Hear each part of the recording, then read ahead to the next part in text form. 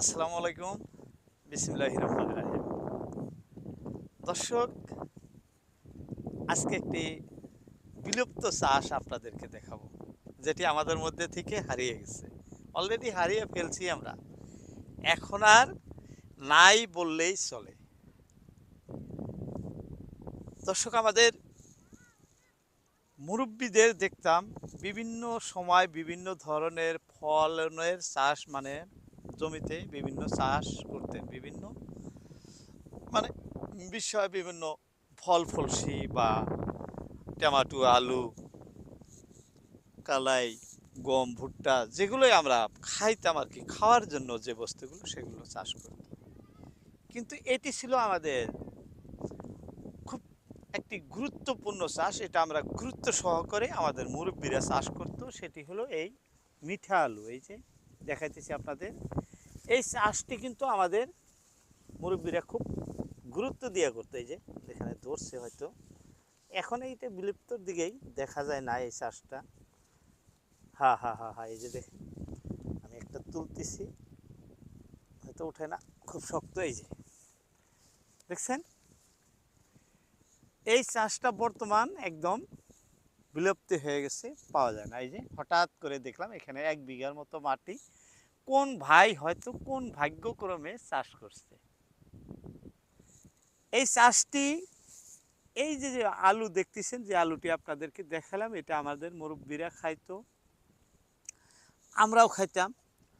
গ্রামের সবার বাড়িতে, অর্থাৎ প্রতি ঘর মানুষই কম বেশি কিন্তু এই আলু চাষ করত, কারণ এটা আমাদের খাদ্যর তখন অংশ ছিল।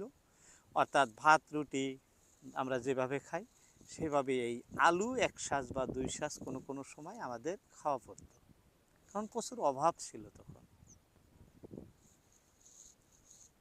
যাই হোক, উন্নত নামের জাতের ফসলাদি এসে, উন্নত ধান যেমন ইরি ধান, মাইক্রোমরিচ, ভুট্টা, বিভিন্ন ধরনের উন্নত জাতের চাষ আসার পাশাপাশি আমাদের এই বস্তুগুলো আমরা হারিয়ে ফেলছি একেবারেই।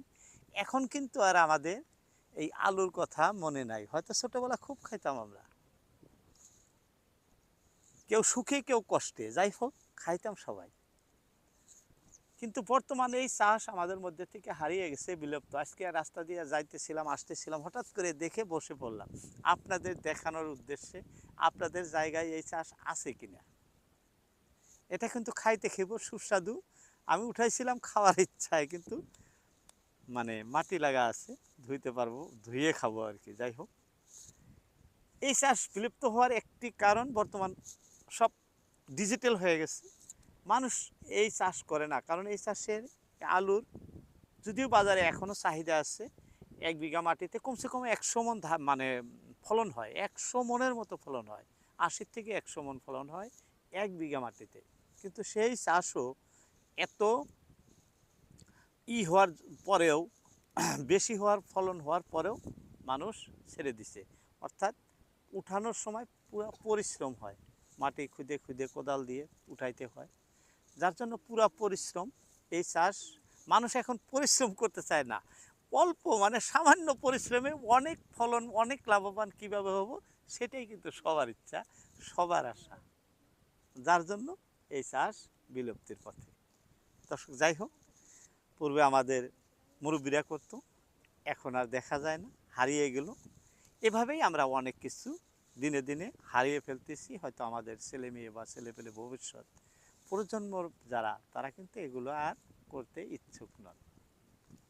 এইভাবেই বহুত ধান, বহুত আলু, বহুত কিছু আমরা হারিয়ে ফেললাম। দর্শক, যাই হোক, অনেক কথা বলে ফেললাম আপনাদের মধ্যে। আবারও অন্য কোনো টপিক নিয়ে কথা বলবো। আজকের মতো ইতি টানছি। আসসালামু আলাইকুম।